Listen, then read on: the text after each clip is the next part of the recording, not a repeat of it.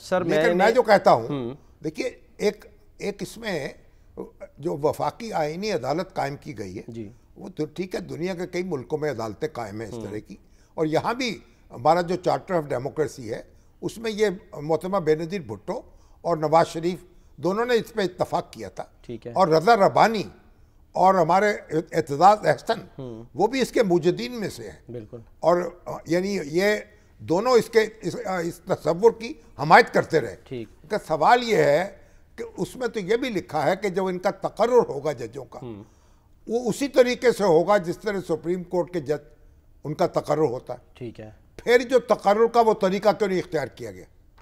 ये तकर्रुर का तरीका है वज़ीर आज़म ने चीफ जस्टिस को नॉमिनेट किया और फिर उनके मशवरे से बाकी जजों को नॉमिनेट कर दिया। तरमीम हुई है ना इसमें, तो ये लिखा है कि पहली दफा जब होगा तो वो ऐसे ही होगा। बात सुन लेना, आगे कंटिन्यू होगा। मतलब चार्टर ऑफ डेमोक्रेसी की बात कर रहा हूँ। अच्छा, आप कह रहे हैं उसको फॉलो नहीं किया उसको फॉलो नहीं किया गया। ठीक है। और उसके बाद फिर चार्टर ऑफ डेमोक्रेसी में वो भी है कि मुकामी हुकूमतें जो हैं उनको बाइख्तियार बनाया जाएगा। बिल्कुल। उसको भी फॉलो नहीं किया गया। आज मुस्तफ़ा कमाल साहब जो हैं वो यही फरमा रहे थे। देखिए असल बात यह है कि जो तबादला है, मैं कहता हूं सबसे जो इसका खतरनाक मामला है वो तबादला करना है हाई कोर्ट के जजों का, बगैर किसी जवाज के, बगैर किसी कायदे ज़ाब्ते के। आपने एक तलवार दे दी है। अब जो जुडिशल कमीशन है उसमें कोई हुकूमत मूव कर दे, वो जो वकला के नुमाइंदे बैठे हैं, ये वकला की सियासत है, उसकी नजर हो जाएगी जुडिशरी हमारी। सही है। तो आप हर जज जो है उसके सर पर आपने तलवार लटका दी है। ये दुनिया में कोई शख्स जो है इसकी हमायत नहीं कर सकता।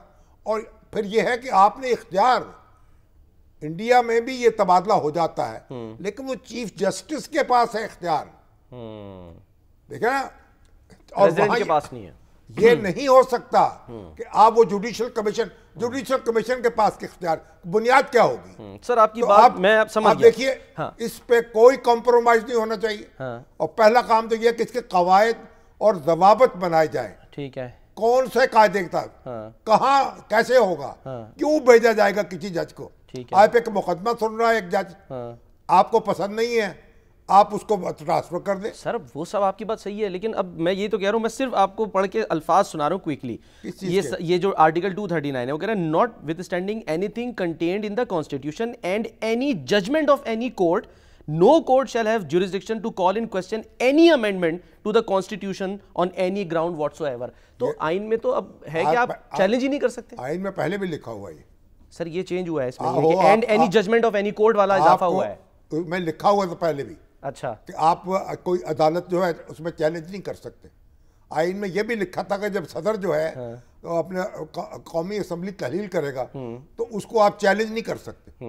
उसके बावजूद कोर्ट जो है उसने ये इस्तदलाल दिया कि हम ये हक रखते हैं जायजा लेने का कि जो इख्तियार इस्तेमाल किया गया है वो किसी मेलाफाइडी इंटेंशन से तो नहीं किया गया। अच्छा। बदनीयती या तासुब की बुनियाद पे नहीं किया गया। ये एक नया पॉइंट आपने दिया। नहीं, ये नया नहीं है, ये एस्टैब्लिश्ड लॉ है। अच्छा। तो ये अल्फाज आप लिख देने से अदालत का इख्तियार महदूद नहीं हो सकता। अच्छा। अदालत ये अल्फाज पहले भी लिखे हुए हैं, पहले भी ये मौजूद है। ठीक है। और बाकी बातें तो बात की हैं। सही है। तो मैं कहता हूं कि दस्तूरी वफाकी आईनी अदालत कायम होने से कोई क़यामत बर्पा नहीं हो गई। लेकिन सुप्रीम कोर्ट की जो बरतरी है उस पे आंच नहीं आनी चाहिए। ठीक है। अगर आप कल अदालत ये फैसला करे पार्लियामेंट कि जो इस्लामी नजरियाती कौंसिल है उसको काबीना पर बालातर होगी, वो काबीना उसके ताबे होगी, अक्सरियत से ये फैसला कर ले, पार्लियामेंट फैसला कर ले, 2/3 अक्सरियत। सही है, वो कर सकती है ये फैसला। कर भी ले तो नहीं कर सकती। अगर नहीं कर सकती। अच्छा। पार्लियामेंट जो होती है उसमें तरमीम करने के इख्तियारात भी महदूद हैं। आप बुनियादी ढांचा जो है उसको मुतासर नहीं कर सकते। अच्छा। वफाकी अदालत तो दस्तूरी अदालत कायम हो सकती है, इसमें कई जगह कायम है। ठीक है। लेकिन सवाल ये है कि आप जजों को इस तरीके से आप समझ रहे हैं कि उनको आप डिप्टी कमिश्नर बना दें, उनको एसपी और डीएसपी के लेवल पे ले आए, जब चाहे ट्रांसफर कर दें। तो फिर फिर अदलिया की आज़ादी कहाँ जाएगी?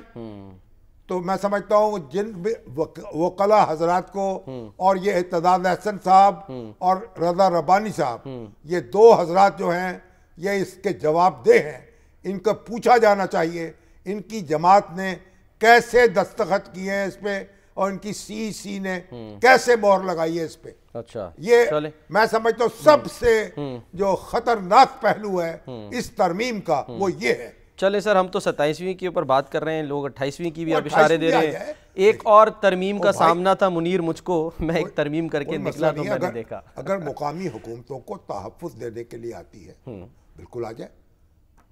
अच्छा, जो मुकामी हुकूमत या नए सूबे बनाने के हवाले से आती है, मुकामी उसको तो बात ही नहीं हो रही ना, अभी कोई नए सूबों की बात नहीं कर रहा। अभी तो वो मुकामी हुकूमतें जो है उनको प्रोटेक्शन नहीं दी जा रही ना। हाँ जी, उनके इख्तियारात जो हैं उनको आइन की प्रोटेक्शन नहीं दी जा रही, उनके इंतखाब को नहीं दी जा रही। और अगर नए सूबे बनाने का फैसला करती तो उसमें भी कोई मजाक नहीं। अच्छा, तो ये कोई मसला नहीं है। लेकिन निज़ाम शामी साहब नहीं बदला जा सकता, जिसका आज सोहेल वड़ाइच साहब ने कुछ इशारा दिया अपने कॉलम में। छोड़े ना, क्या निज़ाम बदलेगे? कोई किसका क्या निज़ाम बदलेगा आपने?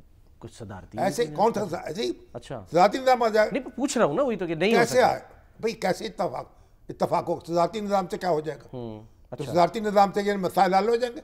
पहले मुल्क में सदारती निज़ाम नहीं रहा हुआ तो क्या सारे मसले हल हो गए? सही। तो क्या अब जरदारी साहब जो है कादर मुतलक हो जाएंगे? सर इस्तिस्ना तो मिल गया ना था यार। कैसे जरदारी साहब को इस्तिस्ना मिल गया? वो भी मैं समझता हूँ कि बिना सोचे समझे एक बात की गई है। अच्छा, वही लिख देते कि सदर जो है जब रिटायर हो जाएगा उसको वही तहफ़्फ़ुज़ हासिल होगा जो सदर को हासिल होता है। ठीक है, यानी अगर पार्लियामेंट चाहे तो उसके खिलाफ कार्रवाई कर सकती। ठीक है, यानी फोरम मौजूद होगा, पार्लियामेंट के जरिए कार्रवाई हो सकती। ठीक है, ताकि वो मुफ्ती तकी उस्मानी साहब ने वो ट्वीट किया, उन्होंने कहा कि ये गैर इस्लामी है, उन्होंने कहा इस तरह का इस्तिस्ना नहीं दिया जा सकता किसी को। तो अगर उसको कह देते कि वो पार्लियामेंट के सामने जवाबदेह होगा, ठीक है, और पार्लियामेंट कार्रवाई कर सकेगी तो ये एतराज भी खत्म हो जाता। ठीक है, चले। तो बात चीजें गैर जरूरी की गई है।